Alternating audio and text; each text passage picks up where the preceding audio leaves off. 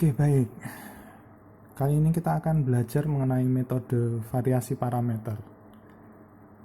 Ini metode yang digunakan untuk menyelesaikan PD linear non-homogen. Non-homogen itu, tapi koefisiennya masih tetap sama, yaitu konstan.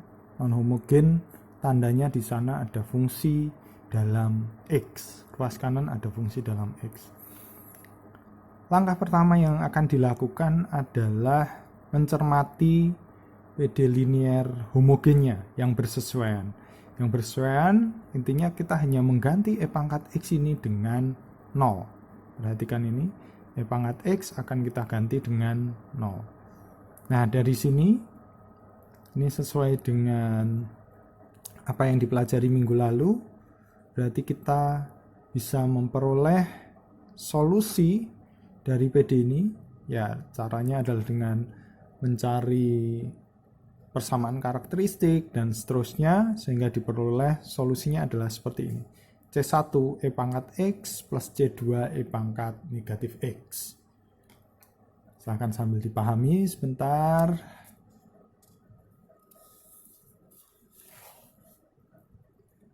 Baik, selanjutnya langkah yang kedua adalah tadi kita sudah mencari YC, sekarang ini YP, gitu ya. YP ini sebenarnya sama dengan YC bentuknya, hanya saja di sana muncul V1 dan V2 untuk menggantikan C1 dan C2. C1, C2 tadi adalah konstan, V1, V2 ini adalah fungsi dalam X. Perhatikan, fungsi dalam X. Kemudian dari YP kita bisa cari turunannya seperti ini. Jangan lupa ini adalah perkalian dua buah fungsi, V1 E pangkat X, perkalian dua buah fungsi, artinya kalian akan menggunakan, biasanya kalian hafalnya adalah U aksen V plus UV aksen. Menggunakan itu diperoleh YP aksen seperti ini. Gitu ya. Nah, kemudian setelah diperoleh YP aksen, nah ini ada satu ide di sana yang harus kalian perhatikan. Ambil ini bentuk yang V1 maupun V2-nya ada aksennya. V1 maupun V2 ada aksennya. Jumlahan ini, ambil ini sama dengan 0. Jadi kalau ini 0 atau diasumsikan dia 0, YP aksennya tinggal menjadi ini. Gitu ya. Jadi YP aksennya tinggal menjadi ini. Ini YP aksen. Karena ini sudah dianggap 0 tadi. Dianggap 0, sehingga YP aksennya ini. Kemudian perhatikan pada soal kita tadi ada persamaan atau turunan kedua, sehingga kita juga harus mencari turunan keduanya. Ini sama seperti tadi, saya ingatkan bahwa ini adalah perkalian dua buah fungsi V1 E pangkat X, artinya V1 dikali dengan E pangkat X, di mana V1 maupun V2 sekali lagi saya ingatkan dia fungsi dalam X, sehingga kalian perlu menggunakan U aksen V plus UV aksen untuk memperoleh YP double aksen. Nah, setelah diperoleh YP aksen, YP double aksen, kemudian kita juga punya YP ini, substitusikan ke dalam persamaan awal. Ke PD yang awal ini ya. PD yang non-homogen. Substitusi ke sana, sehingga kita akan peroleh ini. Ini ya. V1 aksen, E pangkat X, min V2 aksen, E pangkat X, min E pangkat X sama dengan E pangkat X. Jadi substitusi YP aksen, YP double aksen ke persamaan ini nanti akan diperoleh ini. Jadi yang hitam ini disederhanakan, kita akan memperoleh bagian merah ini. Nah, sekarang perhatikan kita punya dua persamaan, yaitu persamaan satu ini di sana, persamaan dua ini di sana. Ini kita akan menuju ke step selanjutnya. Ini akan kita gunakan dua persamaan ini. Persamaan 1 dan persamaan 2.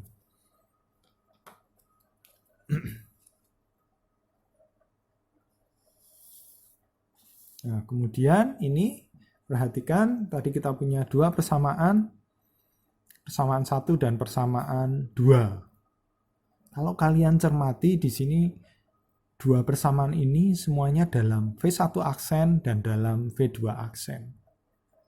Jadi sebenarnya bisa dicek kalau persamaan 1 dan persamaan 2 ini kalian masih ada bentuk dalam V1 maupun bentuk dalam V2, berarti ada kesalahan perhitungan. Karena di sini nanti pastilah bentuknya dalam V1 aksen maupun V2 aksen. Seperti itu.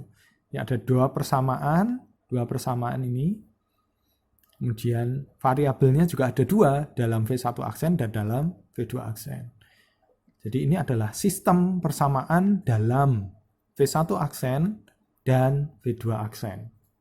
Kalian sudah bisa menyelesaikan sistem persamaan, bisa menggunakan entah itu substitusi, eliminasi, campuran, atau apapun yang lain. Silahkan pakai cara apapun boleh. Nah, di sini karena bentuk dua persamaannya sederhana, saya bisa langsung menambahkan dua persamaan ini. Atau intinya saya ingin mengeliminasi V1 aksen. Mengeliminasi V2 aksen. Ini kalau saya jumlahkan, diperoleh ini 2 V1 aksen E pangkat X sama dengan E pangkat X. Ini bisa disederhanakan, E pangkat X-nya bisa kita coret, gitu ya, diperoleh V1 aksennya setengah. Nah, kemudian ini, kalau V1 aksen setengah, berarti V1, perhatikan, V1 aksen itu berarti juga fungsi dalam X, V1 itu adalah integral dari setengah. Integral dari setengah itu berapa? Gitu ya. Integral dari setengah berarti ini adalah setengah X. Nah, selanjutnya setelah kita dapat ini, terserah mau pakai yang setengah X-nya atau setengahnya. Mungkin setengahnya lebih mudah. Substitusikan ke salah satu. Karena ini kan sudah dalam bentuk V1 aksen. Gitu ya. Substitusikan setengah ini ke dalam ini persamaan ini. Sehingga diperoleh ini. Kita sederhanakan, diperoleh V2 aksennya adalah min setengah E pangkat 2X. Nah, dari sini integralkan bentuk V2 ini, diperoleh V2-nya adalah min seperempat E pangkat 2X. Jadi di sini kita sudah memperoleh V1 dan juga V2. Nah, kita akan menuju ke langkah yang terakhir. Nah, perhatikan. Pada langkah terakhir ini, perhatikan. Kita tadi sudah dapat punya YP. YP-nya ini V1 E pangkat X plus V2 E pangkat negatif X. Substitusikan tadi V1 dan V2 yang kita peroleh. Sehingga diperoleh YP-nya adalah ini. Kemudian diingat kembali YC di awal. Jadi kita sudah punya YC tadi di awal sekali, step pertama. YC ini. Dari sini kita punya YP dengan YC. Sehingga solusi umumnya adalah YP plus YC. Atau dibolak-balik nggak masalah ini. Sehingga solusi umumnya ini. Seperti ini, C1, C2. Jangan lupa di sana C1, C2 ini, C1, C2 itu adalah bilangan real. Tambahkan itu, jangan lupa. Nah, semoga kalian bisa memahami proses ini. Terima kasih.